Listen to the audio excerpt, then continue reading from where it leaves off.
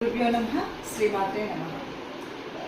June 2వ తారీఖు 2026 అనగానే దాదాపుగా హిందువులందరికీ తెలిసిన విషయం ఏంటి అంటే మనకి ఒక నదీమకు పుష్కరాలు వస్తున్నాయి.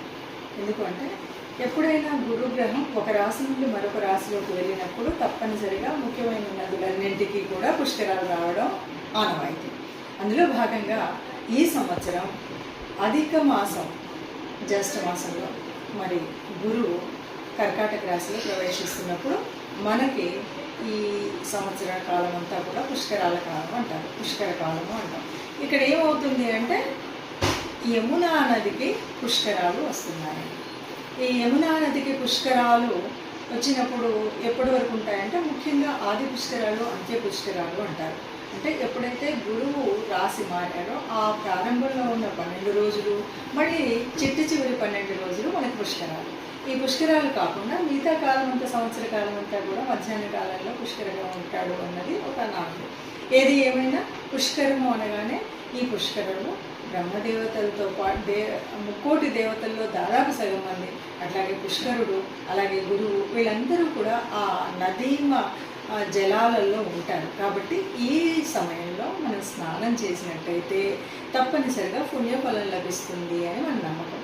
అంతేనా అంటే దీంతో పాటు స్నానం తర్వాత దానం, ధర్మం ఈ రెండు కూడా, అలాగే పితృదేవతలు కూడా ఈ కాలంలో జలాల్లో ఉంటారు అన్నది ఒక ఆనవాయితీ. కాబట్టి అందుకని మనకి ఈ పుష్కర కాలంలో మనం స్నానం చేయడమే కాకుండా దానం, ధర్మం చేయడం అనేటువంటి ఒక విధి విధానం. ఏమేమి దానాలు చేస్తారు అంటే ముఖ్యంగా అన్నదానం. అలా కాదు అంటే మనకు తోచింది ఎండాకాలం కాబట్టి ఛత్రం, పాదరక్షలు, వస్తువులు, వస్త్రాలు, ఇలాగా ఏదైనా దానం చేయొచ్చు అని పెద్దలు చెప్పినటువంటి మాట.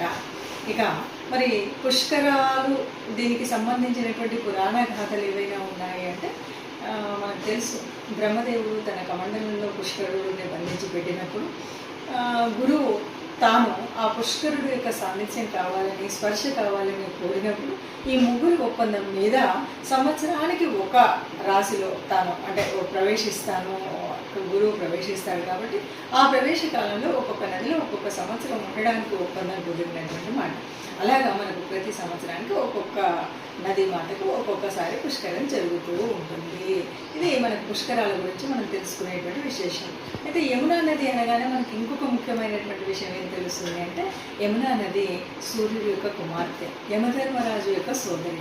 మరి యమునా నదిలో స్నానం చేస్తే ఏమవుతుంది అంటే మనకు యమగండాలు ఏవైతే ఉన్నాయో యముడి వల్ల వచ్చే గండాలన్నీ పోతాయి. కాబట్టి ఆ యముడి నుండి వచ్చేటువంటి కష్టాలు రాకుండా ఉండడం కోసం యమునా నదిలో స్నానం చేయాలి అంటారు.